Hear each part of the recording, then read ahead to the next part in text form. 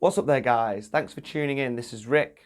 You're watching Fanfare for the Conscious, and in the video today I'm going to be talking about the three pillars of the problem and of the solution. Let's dive in.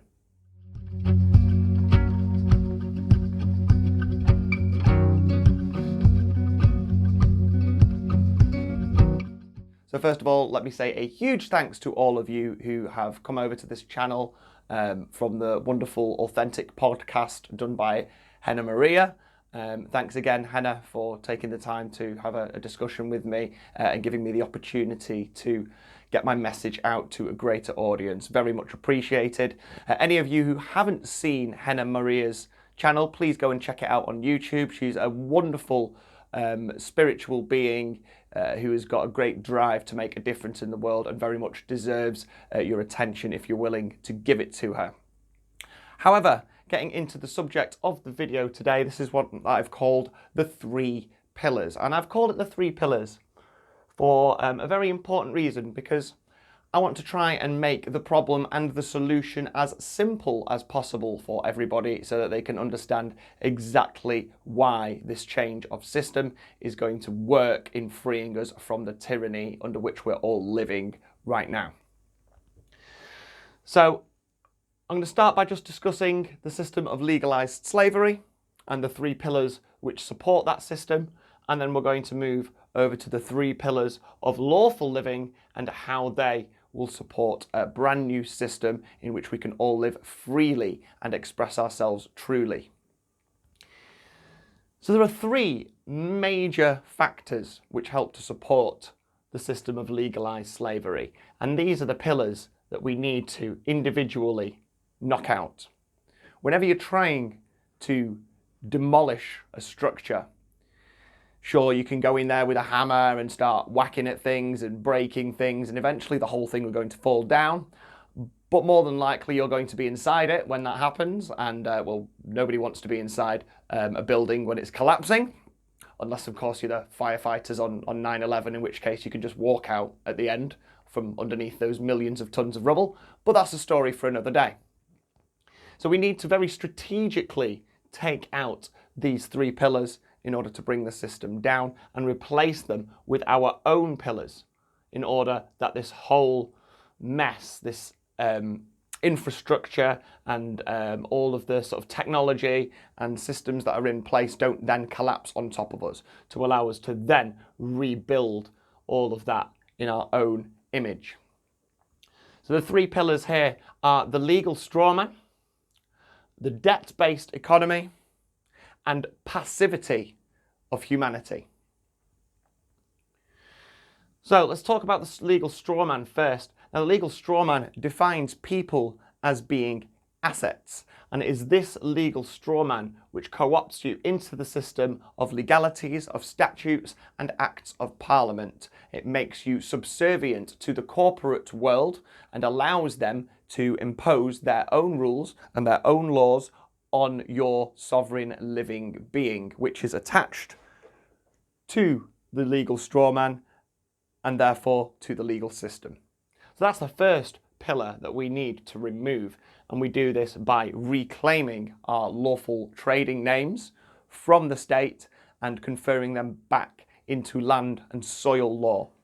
Now, the methods for doing this will vary slightly from country to country, and I'm fairly sure that there is going to be at least one person in every country in the world who is attempting to make this process work. If you are in America, one of the people that you can be looking towards is Anna von Reitz, and if you are in the UK, the closest person who's coming to achieving this has been Michael Obernicia. Now, I actually had a wonderful 2-hour conversation with Michael only yesterday, and we're looking to have some more conversations in the future with the hopes of getting him on my channel to discuss a lot of the work that he's doing and the importance of that in a little bit more detail. But in the meantime, you can check out The Bernician on YouTube, and I believe that's also the name of his website. The next pillar that we need to remove is the debt-based economy.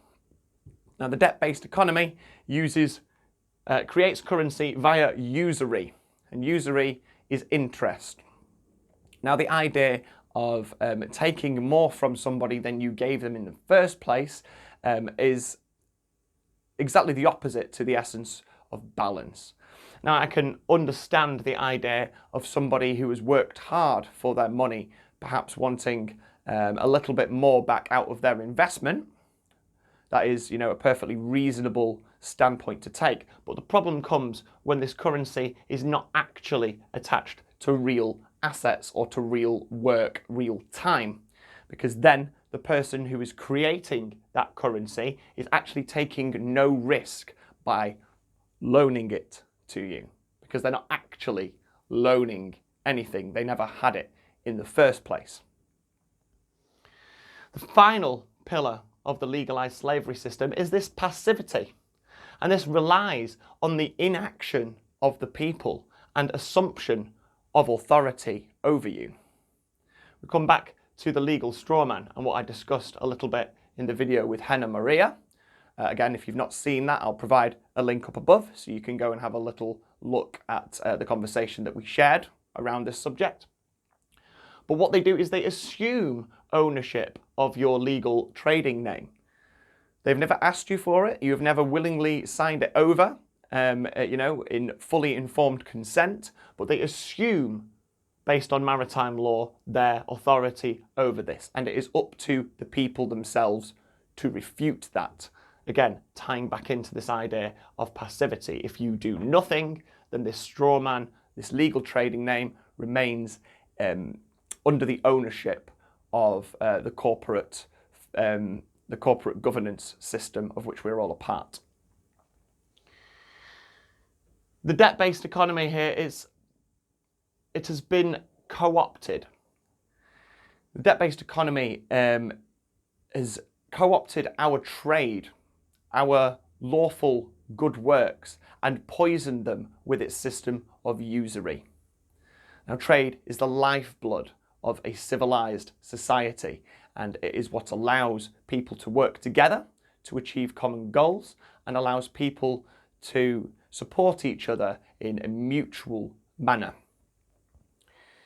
Now, as I explained in a previous video, and I will do a full video specifically on the debt-based economy and how it works, is that the debt-based economy is a game of musical chairs, in that every time somebody will lose, and someone will lose every single round until there is only one person remaining.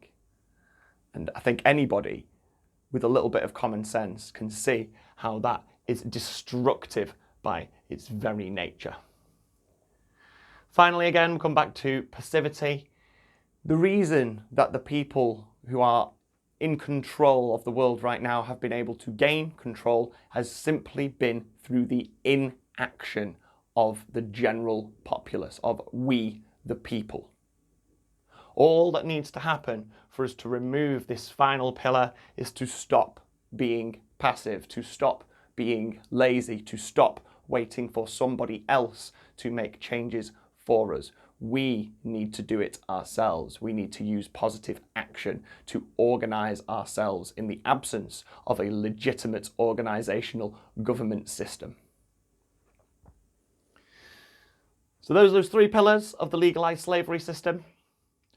And we're going to talk now about the difference with the lawful living system and the three fundamental pillars which are the basis of the whole construction. So we've got sovereignty, self-sovereignty specifically, is the primary pillar. And this defines people as being individuals. This defines people as being responsible only for their own actions and not for the actions of others, and makes them fully responsible for everything that they are doing. They are not allowed then to deflect that responsibility onto somebody else, like the child who says, I did this wrong because so-and-so told me to. This is fully grown adults saying, all right, so-and-so told me to do it, perhaps I shouldn't have done it. And that is the very essence of self-sovereignty, is taking responsibility for your own action and, more importantly, for your own inaction. Only you can make the required changes in this world to make it a better place. Nobody else can do it for you. So when you refute the legal straw man, you gain lawful self-sovereignty.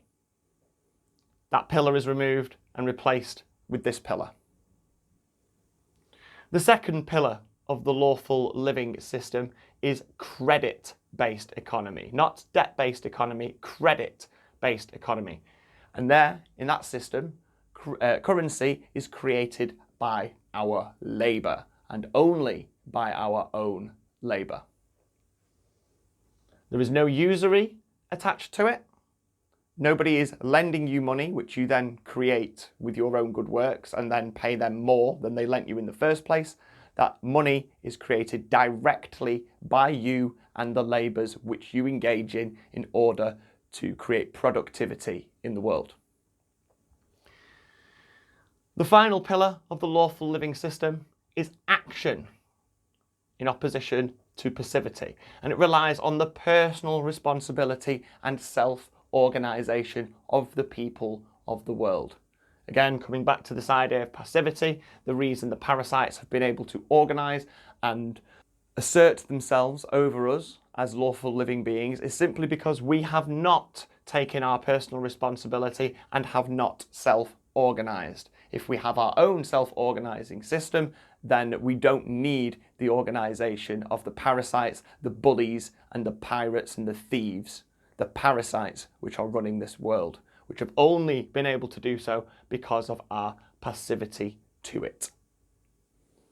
So this gives you a really good idea now of how we can take this legalised slavery system, which does have all this infrastructure, it has all this technology, it has all this ability to make the world a better place, but it has been co-opted by people who want to only enrich themselves. By taking each of these pillars and replacing them with our own pillars, our own ways of understanding and running the world, we can bring this system under our control and not lose all the wonders of technology and infrastructure which have been bastardized and have been twisted and have been poisoned by this system of profit above all else.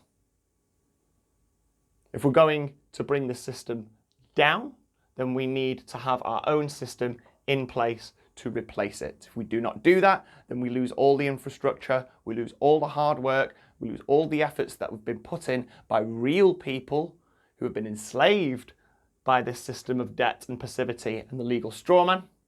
And that allows us again to co-opt all of the infrastructure, the power lines, the water processing, the food distribution networks, the transport networks, the educational system, all the buildings, all the infrastructure that we require to create this lawful living system is already in existence.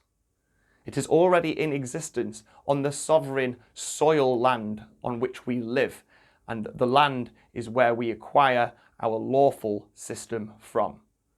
Because all of this infrastructure is on our land, we can take it back. It is ours. It has always been owned by us. It could never have been owned by anybody else because it is on the land on which we live and we own the land.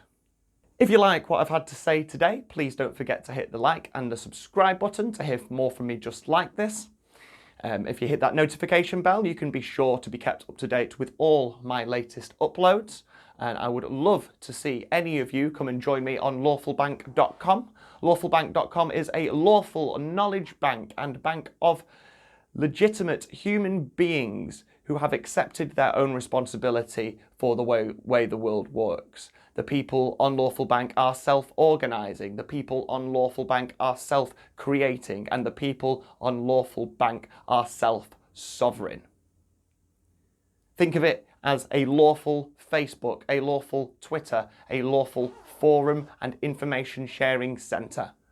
You can be a part of this and you are the ones who are required to make this great. No more passivity, only action. Take care of yourselves, guys. Don't forget to stay free, think free, and act free. I'll see you next time.